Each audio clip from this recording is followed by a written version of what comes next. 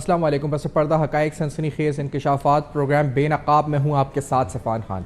नाज़रीन, BRT एक ऐसा मंसूबा है मेट्रो बस के हवाले से जिस मंसूबे पर पाकिस्तान तहरीक इंसाफ के चेयरमैन इमरान खान साहब साबिक़ वज़ीर आज़म मुसलसल माजी की हुकूमतों पर तनकीद करते रहे। वो कहते रहे उस बस को जंगला जब वो लाहौर बनी, जब वो पिंडियाँ बनी, उस पर संगीन करप्शन के इल्ज़ामात माजी के हुक्मरानों पर लगाते रहे। ना सिर्फ ये बल्कि वो कहते रहे कि कौम के पैसे का ज़िया होता है ऐसे मंसूबों से, और ये भी कहते रहे बार बार कि ये जो कौमें होती हैं ये ऐसे मंसूबों से यानी सड़कों से या BRT या रैपिड बस मंसूबों से नहीं बनती। एक बार नहीं, उनकी 2011, 12, 13, 14 मुतवातिर ऐसी तकारीर मौजूद हैं जिसके अंदर वो ये तनकीद करते हुए नजर आए कि जब लाहौर में मेट्रो बस बन रही थी उसको ना सिर्फ वो गिमिक कहते रहे बल्कि वो ये कहते रहे कि ये तमाम मंसूबे दरअसल इससे कौमें और ख़राब होती हैं, बनती नहीं हैं। मैं आपको एक ही मिसाल के तौर पे 2011 का ये शॉट है, ये सुनते हैं आप ज़रा, इसमें देखें वो क्या कहते हैं कि किस तरह कौमें मेट्रो से नहीं बनती कौमें। Let's say this first. सड़कों पे, मेट्रो पे, ऑरेंज ट्रेन पे पैसे से कौमें नहीं बनती। एशियन टाइगर्स, सारे एशियन टाइगर्स, इन सब एशियन टाइगर्स की आप टाइगर बनने से पहले देख लें अपने लोगों के ऊपर पैसा खर्च किया। पहले इंसानों को ह्यूमन डेवलपमेंट करते हैं, इंसानों के ऊपर वैल्यू ऐड करते हैं। तो ये इमरान खान साहब का बयानिया रहा, मुसलसल ये कहते रहे कि आप मेट्रो पे पैसे ना खर्च करें, आप बसें या सड़कें ना बनाएं, मोटरवेज ना बनाएं, इतने बड़े इंफ्रास्ट्रक्चर डेवलपमेंट प्रोजेक्ट्स जो नून लीग का खासा रहा है ये सब ना करें। तो पहले उनकी सियासत का महवर ये रहा कि वो मेट्रो को बार बार तनकीद का निशाना बनाते रहे पंजाब की। हत्ता कि उनसे एक इंटरव्यू के अंदर 2014 की बात है जब हामिद मीर साहब ने सवाल पूछा सीनियर सहाफ़ी ने कि क्या इमरान खान साहब आप पेशावर में आपकी हुकूमत है, क्या वहां पर आप कोई मंसूबाबंदी या कोई जहन में प्लान रखते हैं कि आप एक मेट्रो बनाएं या फिर एक बस रैपिड प्रोजेक्ट बनाएं? जिस तरह से बस, उन्होंने इमरान खान साहब ने तनकीद करके बताया कि जिस तरह लाहौर में ऊपर पुल बनाए जो बस चलती है, वो कहते हैं ऐसे था, इस डिजाइन को फॉल्टी करार दिया। न सिर्फ उसके डिजाइन पर, उसके कॉन्सेप्ट पर बड़ी कड़ी तनकीद करी। आप जरा देखें कि पेशावर BRT के लॉन्च से पहले इमरान खान साहब की बातें क्या होती थी, क्या बयानिया बनता था, जरा देखें क्या कहा हामिद मीर साहब के शो में। Let's hear this. एक रावलपिंडी इस्लामाबाद में भी मेट्रो बस का मंसूबा शुरू हुआ है। कोई आपको ख्याल आया कि यार कोई पेशावर में भी कोई ऐसा मंसूबा शुरू हो जाए, कोई वजीर आज़म साहब वहां भी कुछ काम शुरू कर दें? अगर पेशावर में ये मेट्रो बस जो इन्होंने लगाई है लाहौर में, ये अगर लाएं तो हम सबसे पहले इसकी खिलाफ खड़े होंगे। इसके खिलाफ खड़े हो जाएंगे? ये इतना शॉर्ट टर्म मंसूबा है। देखें, गिमिक्स है ये। अब मैं सिर्फ अब लाहौर मेट्रो बस का जरा आपको बता दूं, वो जो ट्रैफिक जो रूट है उसके ऊपर 60,000 पर एक घंटे के अंदर 60,000 मुसाफिर ट्रैवल करते हैं। मेट्रो बस कितने को कर देती है? 10 से 12,000। अब यानी वहां आबादी बढ़ेगी। अगर मैं आगे का सोचूं तो क्या मैं ये ना सोचता कि 60,000 लोगों ने करना है तो मैं उसके मुताबिक एक बनाता, और वो क्या थी? वो ट्रेन ऊपर। आप ऊपर जो करते हैं वो ट्रेन बनाते हैं, बस जमीन पे चलती है। इन्होंने बस ऊपर चला दी है। अगर तो इससे थोड़ा सा ज्यादा पैसा खर्च कर देते, वहां ट्रेन बना देते। वो ट्रेन का ये है कि वो 1.5-2 मिनट के बाद ट्रेन आ सकती है, इसमें 15 मिनट लगते हैं। वो ट्रेन जो है वो ये 60,000 जो पैसेंजर है इनको कैटर कर सकती थी। ये जो आप इस्लामाबाद रावलपिंडी का है, ये भी बहुत बड़ा डिजास्टर है। देखिए, ये तो अभी शुरू ही नहीं हुआ। ये गिमिक्स हैं। अच्छा। ये जल्दी में बस, आप मुझे दुनिया में बताएं कहां बस ऊपर चढ़ती है? ये जो ऊपर ट्रेनें ऊपर चलती हैं, बस जमीन पे चलती है। अच्छा। अब पेशावर के अंदर हम क्या करने लगे हैं? हम भी ये गिमिक्स कर सकते हैं। हम भी 1.5 साल में खड़ा कर सकते हैं, ऊपर से जा रही है बस सर्विस जमीन पे चलाएंगे, हम ओवरहेड नहीं चलाएंगे। लेकिन जो ओवरहेड ट्रेन लेके आएंगे, आप देखना कि पेशावर हमेशा के लिए बदल जाएगा। ट्रैफिक का सारा मसला तनकीद बराए तनकीद इमरान खान साहब करते रहे। पहले कहते रहे करप्शन है, फिर उसको जंगला बस कहते रहे, फिर कहते रहे कि बसें ऐसे नहीं चलती कि ऊपर से चले हैं, बसें सड़क पे चलती हैं। हर तरह से उस मंसूबे को जो लाहौर में था उसको तनकीद का निशाना बनाया गया। आपने सुना जो उन्होंने अल्फाज कहे, उन्होंने कहा ये डिजास्टर है, गिमिक भी है और डिजास्टर है, यानी तबाही है, ये तबाही है अगर ऐसी मेट्रो बसें बनती हैं। फिर क्या हुआ? फिर हमने देखा कि परवेज खटक साहब जो कि वज़ीर आला खैबर पख्तूनख्वा हैं, उनकी तरफ से मेट्रो के हवाले से एक प्रपोजल जो कहा जाता है कि पेश किया गया कि एक मेट्रो बस सुबह खफ्तूनख्वा में भी होनी चाहिए, यानी पेशावर के अंदर जो मरकजी शहर है वहां पर भी एक मेट्रो बस या BRT मंसूबा होना चाहिए। इमरान खान साहब ने शुरू में उस मंसूबे के हवाले से हम ये जानते हैं कि इनायतुल्लाह साहब जमात इस्लामी के वजीर थे, जो कि लोकल गवर्नमेंट के मिनिस्टर थे। उन्होंने तनकीद का निशाना बनाया था कि इस प्रोजेक्ट की जो फीजिबिलिटी रिपोर्ट को देख करके ये प्रोजेक्ट फीजिबल नहीं है। इसी तरह जमीयत उलमा इस्लाम के एक लीडर थे, उनकी तरफ से भी तनकीद हुई थी और बल्कि वो 2018 में इसको कोर्ट भी लेके चले गए थे, आला अदालत भी लेके चले गए थे, इस मंसूबे को पेशावर हाई कोर्ट लेके चले गए थे। लेकिन फिर भी ये मंसूबा जो पेशावर BRT का था, जिस पर इमरान खान साहब की सियासत का महवर तनकीद करना था कि कभी मेट्रो नहीं बनाऊंगा, मेट्रो से कौमें नहीं बनती, मेट्रो इस तरह नहीं बनती, मेट्रो उस तरह नहीं बनती, उसी मेट्रो बस को इमरान खान साहब ने पूरी तरह से इंस्पायर होकर उस मॉडल को फॉलो करके यहां पर मेट्रो बस लॉन्च कर दी। और फिर क्या हुआ नाज़रीन, यानी जिस पिटीशन को जो कि जमीयत उलमा इस्लाम की तरफ से जो उनके लीडर थे मौलाना अमानुल्लाह हक्कानी साहब ने जो दायर की थी, उस पिटीशन पे पेशावर हाई कोर्ट का एक फैसला आ गया। पेशावर हाई कोर्ट ने जो फैसला दिया और फिर उसके बाद उस सिलसिले की मजीद कड़ी जो प्रोविंशियल इंस्पेक्शन रिपोर्ट है और फिर जो नैब तहकीकात इसमें अब तक हुई हैं और इस वक्त नैब तहकीकात का स्टेटस क्या है, ये सब कुछ आफ्टर दिस ब्रेक हम आपके सामने रखेंगे। हमारे साथ रहिए।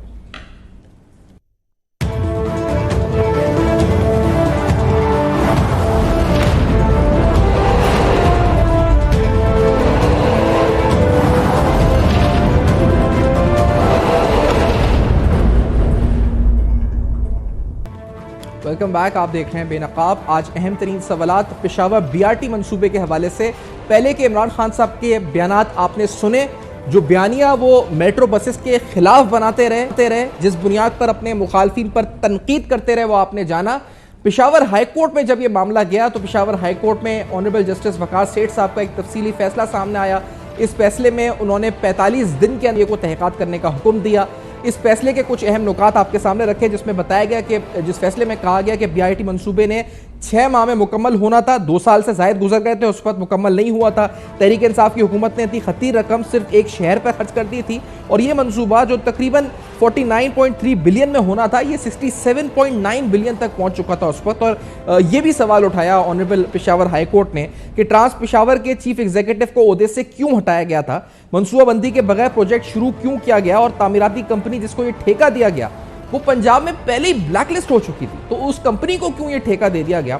और FIA से कहा गया कि 45 रोज में इस मंसूबे की इंक्वायरी को मुकम्मल किया जाए। उसके बाद वहां की हुकूमत ने हमने देखा कि इस मामले को पूरी तरह कोशिश की कि स्टेज पे ले लिया जाए। कौमी एहतसाब ब्यूरो इस्लामाबाद यानी चेयरमैन नैब की तरफ से बाकायदा इस मामले का नोटिस हुआ। उन्होंने भी साल 2018 में 49 बिलियन से 67 बिलियन रुपीस तक जाने का नोटिस लिया। इस हवाले से कहा गया कि इसकी जांच पड़ताल और उसकी तहकीकात की जाए। आप अपने सामने ये प्रेस रिलीज भी देख सकते हैं। इसमें कहा गया कि अभी तक प्रोजेक्ट मुकम्मल ना होने की शिकायत का नोटिस लेते हुए बाकायदा DG नैब खैबर पख्तूनख्वा को शिकायत की जांच पड़ताल का हुक्म दिया था और हिदायत की थी कि मंसूबा मुकर्रर वक्त तक के अंदर मुकम्मल क्यों नहीं हुआ और मंसूबे की तकमील में ताखीर की वजह से मुबैना तौर पर अखराजात बढ़ने के जिम्मेदारों का तायुन भी किया जाए, ऐसा नैब ने कहा। इसके बाद क्या हुआ नाज़रीन, यानी 2021 तक भी चेयरमैन नैब जावेद इकबाल साहब सामने आए और उन्होंने आकर ये कहा कि हवाओं का रुख तब्दील होने वाला है।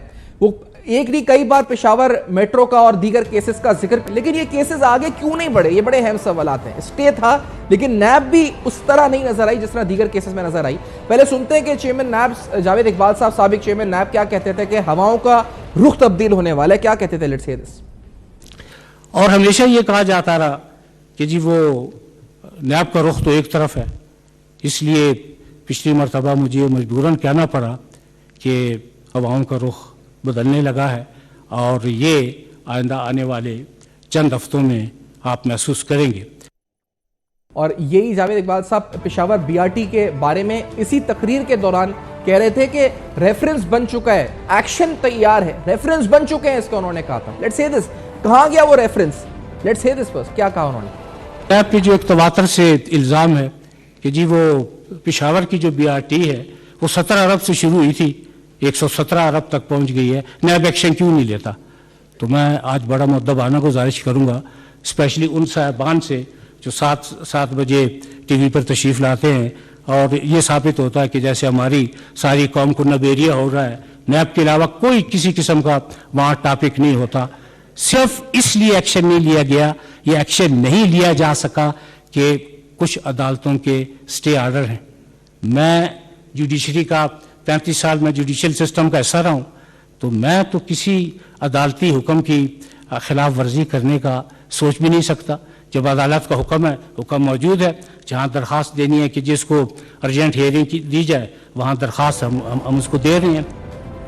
जावेद इकबाल साहब ने जहां जिक्र किया कि रेफरेंस भी तैयार है, जरा वो भी आपको सुनवा देते हैं। उन्होंने क्या कहा था कि इसका रेफरेंस तैयार है, और इसका और मालम जब्बा दोनों का जिक्र किया था। जरा सुने उनकी तकरीर में उन्होंने किस तरह कहा था कि रेफरेंस तैयार है। Let's hear this. कल एक टीवी पे एक साहिबा तशरीफ लाई थी जो बहुत बड़ी पॉलिटिशियन भी हैं, उन्होंने ये दो बातें की कि नैब कर क्या रहा है, नैब तो बीआरटी में एक्शन नहीं ले रहा, नैब कर क्या रहा है, मालम जब्बा में एक्शन नहीं ले रहा। उनका शायद ये इल्म नहीं है कि दोनों एक्शन तैयार है। ऐसी बात नहीं है कि एक्शन तैयार नहीं है, रेफरेंसेस तैयार हैं, लेकिन जब अदालतों से स्टे विकेट होंगे तो फिर बारी आएगी ना रेफरेंसेस फाइल करने की। और आप यकीन करें, हमारे साथ जनाब अहमद बिलाल महबूब साहब पिलडाट के सरबराह प्रोग्राम में मौजूद है। अहमद बिलाल साहब, रेफरेंस तैयार है, फिर 2018 में स्टार्ट हुआ, फिर चैलेंज स्टे हो गया, फिर दोबारा तहकीकात पब्लिक अकाउंट्स कमेटी को बताया चेयरमैन नैब ने कि हमने स्टार्ट कर दी हैं। मैंने जो इत्तलात ली नैब केपी से, तो उन्होंने भी कहा कि हम बहुत आगे तेजी से बढ़ रहे हैं, इंस्पेक्शन रिपोर्ट की बुनियाद पर सोर्सेज कह रहे हैं। तो ये माजरा इस पेशावर बीआरटी का है क्या, और नैब पहले क्यों कहा चेयरमैन नैब ने कि रेफरेंस तैयार है, फिर वो रेफरेंस है तो किधर है वो रेफरेंस है जो दोबारा से तहकीकात की जरूरत पड़ रही है? बहुत शुक्रिया। देखिए, ये जो नैब की ओवरऑल परफॉर्मेंस अगर आप देखें, सिवाय पहले चंद महीनों के जब वो जनरल अमजद वहाँ पे नैब के सबसे पहले डायरेक्टर जनरल मुकर्रर हुए थे, जब उनको हटा दिया गया तो फिर उसकी डायरेक्शन जो थी वो टोटल पॉलिटिकल हो गई थी, मफादात के ताबे हो गई थी। और फिर जो भी उस वक्त हुक्मरान होता था या जो भी पावर में होता था, उसके कहने के मुताबिक वो सियासी मफादात के लिए कुछ लोगों को विक्टिमाइज करते थे और कुछ लोगों को फ़ायदा पहुंचाते थे। ये नैब का काम हो गया था। नैब का काम करप्शन को ख़त्म करना या करप्शन करने वाले लोगों के खिलाफ कार्रवाई करना वो नहीं था, बल्कि करप्शन के नाम पे वो सियासी मफादात की लड़ाई में शरीक थे, फरीक थे, उन लोगों का साथ दे रहे थे जो पावर में थे। तो इसलिए आपको इन चीज़ों के अंदर आप कोई रैशनैलिटी नहीं ढूंढ सकते, कोई आपको इसके अंदर कोई ये नहीं नज़र आएगा कि कोई लॉजिकल चीज़ होगी। ये बिल्कुल अपने मफादात के ताबे काम करते थे। सब कुछ तैयार होता था लोगों के ऊपर दबाव डालने के लिए, लोगों को ये बताने के लिए, खौफजदा करने के लिए कि सब कुछ तैयार है, अब आने वाला है। जब वो डर जाते थे और उनकी बात मान लेते थे और उनके मफादात का तहफ़्फ़ुज़ करने के लिए तैयार हो जाते थे, तो फिर उसको रेफरेंस को विड्रॉ कर लेते थे। और इसकी तह में ये चीज़ कारफरमा थी कि इख्तियारात इतने ज़्यादा थे नैब चेयरमैन के पास, और उनके ऊपर कोई चेक एंड बैलेंस का सिस्टम बहुत कमज़ोर था कि वो अपनी मर्ज़ी से ये चीज़ें करते थे। और चूँकि गिरफ्तारी हो सकती थी और फिर आप महीनों तक बगैर किसी सबूत के और सुनवाई के जेल के अंदर जा सकते थे, तो लोग खौफजदा भी बहुत रहते थे। यही वजह है कि इससे बेतहाशा नुकसान पहुंचा है हमारे मुल्क की ब्यूरोक्रेसी को, हमारे मुल्क की तिजारत को, हमारे मुल्क की सियासत को और हमारे मुल्क की गवर्नेंस को। तो ये सारी बातें जो आपने बताई हैं, ये सिर्फ एक केस की आपने बात की है, लेकिन इसके अक्सर व बेशतर केसेस में आपको इसी किस्म के स्टेप्स नजर आएंगे। नहीं, सर ये भी बताएं, क्योंकि आप एक तरह से वॉच भी रखते हैं इदारों के ऊपर, उनकी कारकर्दगी के ऊपर, कि ये मामला ऐसा है कि पेशावर बीआरटी का केस हो या मालम जब्बा का केस हो या इसके अलावा दीगर खैर पख्तूनख्वा के केसेस हों, कोई संगीन और बड़ी गिरफ्तारी किसी गवर्नमेंट ऑफिशियल की कि किसी पब्लिक पे आने वाले कोई स्टेक होल्डर की नहीं हुई। अगर इसी तरह के मंसूबे सूबा सिंध में थे तो वहां गिरफ्तारी हुई, इसी तरह के मंसूबे पंजाब में थे तो वहां गिरफ्तारी हुई, बलूचिस्तान में थे वहां पर भी गिरफ्तारी हुई। ये वजह क्या है कि नैब ने एक सूबे में तो गिरफ्तारियां की और इसी तरह के इस मैग्नीट्यूड के दीगर केसेस में दूसरे सूबों में कोई बड़ी सियासी या पब्लिक ऑफिस होल्डर की गिरफ्तारी नहीं की? इसकी वजह क्या है अहमद साहब? इसकी वजह वही है जिसका मैंने अभी थोड़ी देर पहले जिक्र किया है कि चूंकि सियासी तौर पे ये जो दो सियासी पार्टियां थी जो पंजाब में उस वक्त हुक्मरान थी और जो सिंध में हुक्मरान थी, वो दोनों ऐसी पार्टियां थी जो सियासी तौर पे उस वक्त की वफाकी हुकूमत के साथ अलाइन नहीं थी, तो लिहाजा उनके या जो पावरफुल हलकों के साथ अलाइन नहीं थी, तो इसलिए उनके खिलाफ एक्शन लिया जा सकता था और वो नैब ले रहा था। और जब ये मालम जब्बा और ये बीआरटी और फिर अगर आप मिलियन ट्री सुनामी की भी बात उसमें शामिल कर लें, उनके जो मामलात थे उसके ऊपर अगरचे बहुत मुतालबात होते रहे, लेकिन वो इसलिए चूँकि सियासी तौर पे इनकी जमात को जो खैबर पख्तूनख्वा में हुक्मरान थी उसको किसी किस्म का नुकसान पहुंचाना मकसूद नहीं था और उनको फेवर देना मकसूद था, तो इसलिए किसी किस्म की गिरफ्तारी नहीं हुई। मैं गिरफ्तारी के हक में नहीं हूँ, बगैर सबूत के और बगैर रेफरेंस के जब तक कोई सॉलिड ना हो गिरफ्तारी के हक में नहीं हूँ, लेकिन यहाँ पे तो ये इवन इन इंक्वायरी स्टेज के ऊपर ही गिरफ्तारी कर लेते थे और महीनों तक उनको रिमांड मिल जाता था और फिर उसके ऊपर कोई उनकी सुनवाई नहीं होती थी। तो ये इसका जवाब मुख्तसरन ये है कि सियासी बुनियादों पे विक्टिमाइजेशन का चूँकि तस्वुर कार फरमा था और यहाँ पे विक्टिमाइज नहीं करना था, इनके साथ ज़रा दिल हाथ हौला रखना था, इसलिए यहाँ गिरफ्तारी नहीं हुई। लेकिन जहाँ वो उनके साथ अलाइन नहीं थे उनकी गिरफ्तारियां हुई। अच्छा, और इस सिलसिले में अहमद साहब ये बताइएगा, क्योंकि यहाँ पर अभी हमने जो सुनवाया भी उसमें वो कह रहे थे जावेद इकबाल साहब के अब हवाओं का रुख तब्दील होने वाला है, बदलने वाला है। सबने उसको उस बयान को इशारतन ये लिया था कि ये अब खैर पख्तूनख्वा या पाकिस्तान तहरीक इंसाफ के रहनुमाओं के इंपॉर्टेंट और संगीन नौयत के इल्जामात की तहकीकात नैब शुरू करने वाला है। इसके बाद फिर वो वीडियो स्कैंडल और ब्लैकमेलिंग और इस तरह की चीजें सामने आने लगी। तो क्या इसका मतलब हकीकत थी इन बातों में कि इनको ब्लैकमेल किया गया था कि वो इन केसेस को ना उठाएं, पेशावर बीआरटी को दबा दें या इन दीगर केसेस को दबा दें, स्टे का बहाना या कुछ भी कह दें कि हम नहीं आगे बढ़ रहे? देखिए, इस बारे में कोई पाए सबूत को पहुंची हुई चीज तो नहीं है कि ये साबित हो चुकी हो कि वाकई उन्हें ब्लैकमेल किया गया था, लेकिन जो कराइन नजर आए, जो अब चीज़ों को अब मुड़ के हम देखते हैं और उस ज़माने में भी देख रहे थे, और अब कुछ लोगों ने, एक खातून ने आके इल्ज़ाम भी लगाया और वो केस अभी मेरे ख्याल में तहकीकात के मरहले में है, तो उनसे तो ये महसूस होता था। और फिर FIA के एक साबिक डायरेक्टर जनरल ने भी उसकी किसी हद तक तस्दीक की, तो उससे तो ये लगता था कि कुछ ना कुछ ब्लैकमेलिंग का कुछ उनसर था मौजूद, जिसकी वजह से हवाओं का रुख बदलना चाहते थे लेकिन वो बदल नहीं पाते थे। वो हवाओं का रुख भी उस दबाव के ताबे था जो उनके ऊपर हमारा ख्याल है कि मौजूद था। तो ये उनके ऊपर दबाव डालने की कोशिश करते थे इस किस्म के बयानात से कि अब हवाओं का रुख बदलने वाला है, आप ठीक हो जाएं, आप मेरी बातें जो मैं आपसे कह रहा हूँ वो मान लें। लेकिन चूंकि पसे पर्दा जो चीज़ें चल रही होती हैं उनके बारे में हमें पता नहीं होता, हमें तो ये सामने जो बयानात होते हैं उनसे एक आप अंदाज़ा लगा सकते हैं। तो बुनियादी तौर पे एक दूसरे के ऊपर प्रेशर अप्लाई करने के बयानात थे उनकी तरफ से, जो जस्टिस साहब की तरफ से बयानात है वो उनकी सब हकीकत ये है, और जो उनके ऊपर जवाबन जो ब्लैकमेलिंग के फिर हरबे आजमाए गए सपोजिटली, वो उसका जवाब थे। तो दोनों के नतीजे में फिर फ़ायदा ये हुआ, नुकसान हुआ मुल्क का, और फ़ायदा इनका ये हुआ कि ना इनके खिलाफ कोई एक्शन हुआ और ना फिर उनके जिन लोगों पे इल्ज़ामात थे उनके खिलाफ कोई एक्शन हुआ। सही। और अब आपको लगता है कि ये केसेस आगे बढ़ सकते हैं? क्योंकि खुद इमरान खान साहब पहले मेट्रोस पे तनकीद करते रहे, हमने सुनवाया उनके बयानात के, वो कहते रहे कि नून लीग जंगला बस बना रही है, इससे कौमें नहीं बनती। फिर उन्होंने ये तक कहा एक शो के अंदर के ये ऊपर से जो बसें चलती हैं ये गलत है, मैं नहीं चलाऊंगा, मैं अगर बनाऊंगा तो मैं नीचे ज़मीन में बसें चलाऊंगा, ऊपर ट्रेन चलाऊंगा। वही उन्होंने किया, बाद में पलटे भी उस बयान से, किया भी, और फिर उसमें डिले भी हुआ, उसमें करप्शन की कहानियां भी सामने आई। क्या आपको अब लगता है कि ये इस पर मंतकी अंजाम तक पहुंच सकते हैं मामलात या नहीं अभी भी? ये गलती तो इमरान खान साहब ने, जब ये BRT की वहाँ पे इफ्तिताह हो रहा था तो परवेज़ खटक साहब के सामने उन्होंने इतराफ़ किया कि परवेज़ खटक साहब सही थे और मैं गलत था जब मैंने इसकी मुखालफत की थी, क्योंकि परवेज़ खटक साहब ने इसको सबसे ज़्यादा एडवोकेट किया था और ठीक किया था, क्योंकि ये बुनियादी लोगों का एक मसला था, उसको हल करना था। लेकिन अब आपका सवाल ये है कि आइंदा इसके ऊपर कुछ एक्शन होने की उम्मीद है। अब उम्मीद ज़रा और भी कम इसलिए हो गई है कि अब जो नैब के अंदर, नैब के कानून के अंदर तरामीम हो गई हैं, उसकी वजह से फिर बहुत से आपको ऐसे गुंजाइश मिल गई है जिसमें आपके खिलाफ एक्शन नहीं हो सकता।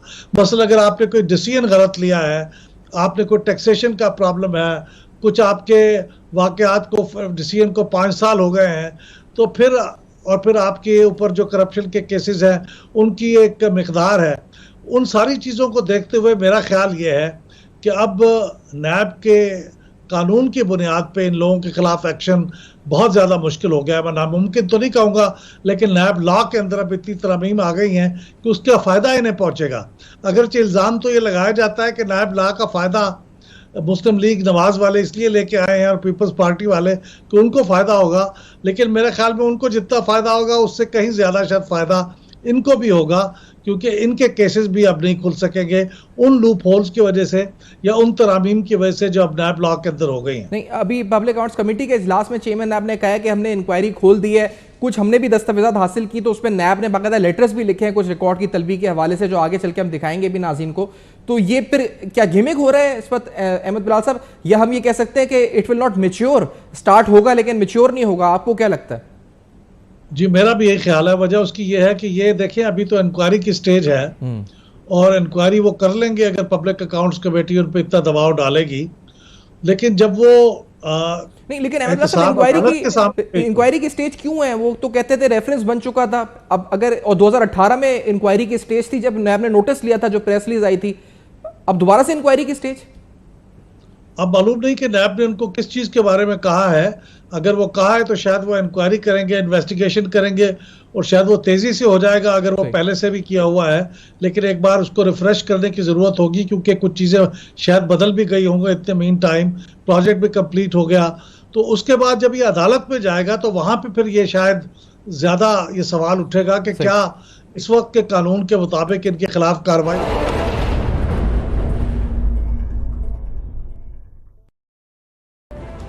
वेलकम बैक, आप देख रहे हैं बेनकाब। बीआरटी पेशावर नाज़रीन मुसलसल खबरों में भी रहा, तनकीद की जद में भी रहा, लेकिन इसके बारे में करप्शन की दास्तानें मुसलसल तवातर के साथ आती नहीं। रिसेंटली ऑडिट रिपोर्ट आई जिसके अंदर एशियन डेवलपमेंट बैंक को जमा कराई गई ऑडिट रिपोर्ट में कुछ संगीन और तहलका खेज इंकशाफात हुए। इस ऑडिट रिपोर्ट के अंदर बताया गया कि मामला करोड़ों रुपए का नहीं बल्कि मामला तकरीबन अरबों रुपए का है। तकरीबन 50 अरब रुपए की बेकायदा इंकशाफ हुआ। इस ऑडिट रिपोर्ट के अंदर दीगर बताई गई तफसीलात में बताया गया कि तकरीबन 47 अरब से जायद की रकम ऐसी थी जो कि सूबाई वजारत कानून से मंजूरी के बगैर लगाई गई। 47 अरब रुपए से जायद अदायगी पीडीए यानी जो डेवलपमेंट अथॉरिटी और ठेकेदारों के माबैन दस्तखत शुदा मुआहदे के खिलाफ दी गई।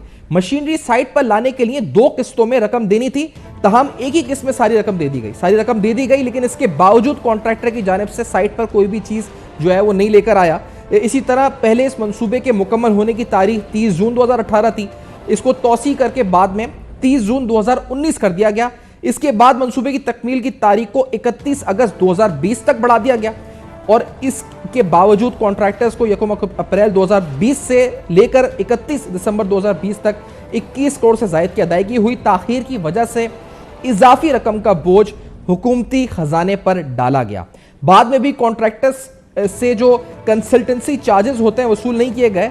गाड़ियों की पेट्रोल कीमत में 36 लाख रुपए से जायद खर्च हुए और सिर्फ 26 लाख रुपए का रिकॉर्ड जो था मौजूद था। 122 कीमती दरख्त काटे गए, 4,20,000 रुपए फरोख्त किए गए, जबकि उनकी कीमत तकरीबन 24 लाख से जायद साल 2017 और 18 में बनती थी। अमले के वाजबात कीमत में 31 करोड़ रुपए की अदायगी की गई, तहम इसका कोई रिकॉर्ड मौजूद नहीं। कॉन्ट्रैक्टर को जुलाई 2020 में 5 करोड़ रुपए अदायगी काम के बगैर एडवांस अदायगी कर दी गई।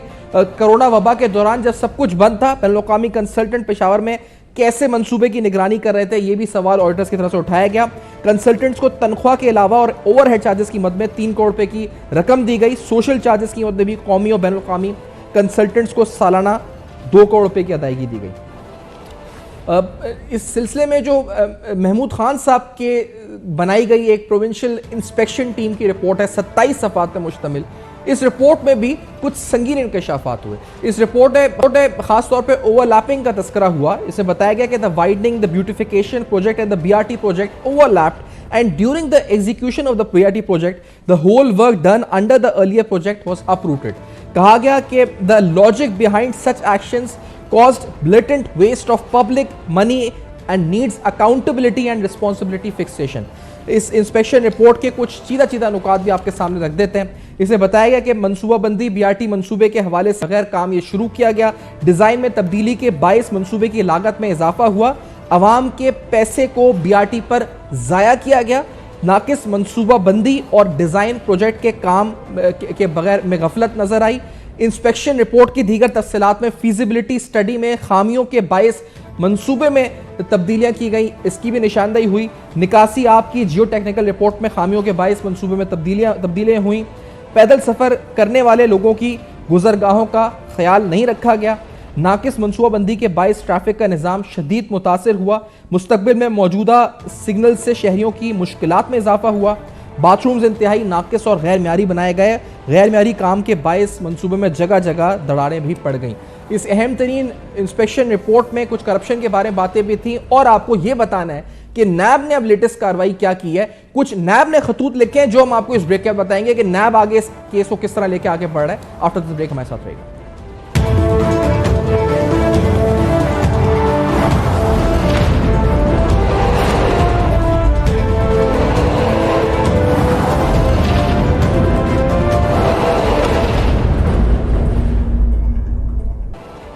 Welcome back. आप देख रहे हैं बेनकाब और आपके सामने हमने रखा कि किस तरह बार बार ऑडिट रिपोर्ट्स में प्रोविंशियल इंस्पेक्शन कमेटी की 27 सफ़हात पर मुश्तमिल रिपोर्ट में पेशावर हाई कोर्ट के तफसीली फैसले में पेशावर बीआरटी पर कुछ संगीन नौयत के सवाल उठाए गए। कुछ मशकूकियत भी पाई गई। माली हवाले से बेज़ाब्तगियाँ भी सामने आई और ऑडिट के अंदर तो तकरीबन 50 अरब रुपए की माली मुबैना बेज़ाब्तगियों का निशानदेही जो है सामने आ चुकी है। इस सिलसिले में नैब ने जिसने 2018 में इस मामले का नोटिस लिया था, चेयरमैन नैब ने स्टेटमेंट ये दी थी कि रेफरेंस भी बन चुका है, तैयार है रेफरेंस, लेकिन अब दोबारा से चेयरमैन नैब जो है इस पद के आफ्ताब सुल्तान साहब, उनकी तरफ से इस मामले को टेकअप किया गया है। उन्होंने इस मामले का जिक्र पब्लिक अकाउंट्स कमेटी के इजलास में भी किया है कि इसकी इंक्वायरी जो है वो शुरू हो रही है। नैब ने कुछ खतो खिताबत की है, कुछ कॉरेस्पॉन्डेंस की है, कुछ पीएनडी और दीगर डिपार्टमेंट्स को खत लिखे हैं। इन खतूत के अंदर क्या नैब ने कहा है ये भी आपके सामने रखते हैं। नैब ने एक तो तहकीकात के लिए खैबर पख्तूनख्वा हुकूमत के जो मुतालिक रिकॉर्ड है सारा जो बीआरटी के हवाले से वो सब मांगा है। एडिशनल चीफ सेक्रेटरी पीएनडी को खत लिखा गया है। मंसूबे की फीजिबिलिटी, डोनर एजेंसीज, कंसल्टेंट्स ने इंतखाब और अदायगियों का जो तमाम रिकॉर्ड है वो मांगा गया है। बीआरटी पेशावर लोन और प्रोजेक्ट एग्रीमेंट और बैन अवी इदारों से किए गए मुआहिदों का रिकॉर्ड भी तलब किया गया। एशिया तरक्याती बैंक से हासिल की गई रकूम की तफसीलात भी जमा कराई जाए। साथ साथ तमाम अदायगियों की जो इंटरिम पेमेंट सर्टिफिकेट्स हैं उसका भी तमाम रिकॉर्ड मांग लिया गया। बीआरटी की देखभाल, तामीर, मुरम्मत, गाड़ियों की खरीदारी की मंजूरी का रिकॉर्ड और उसके अलावा तकरीबन 2013 से 22 की इब्तदाई और हतमी रिपोर्ट भी इस सिलसिले में फराम की जाए। नैब कहता है जी कि हम इस आगे इस मामले को लेकर बढ़ रहे हैं। हम उम्मीद रखते हैं कि ये मामला जिसका उम्मीद जो की थी अभी अहमद बिलाल साहब ने भी कि कम है कि शायद मंतकी अंजाम तक पहुंचे, लेकिन उम्मीद के साथ कि शायद ये अहम मेगा करप्शन केस मंतकी अंजाम तक पहुंचे। फीडबैक फेसबुक, ईमेल्स और ट्विटर पर जरूर दीजिएगा। देखते रहेगा। अब तक अपना बहुत ख्याल रखिएगा।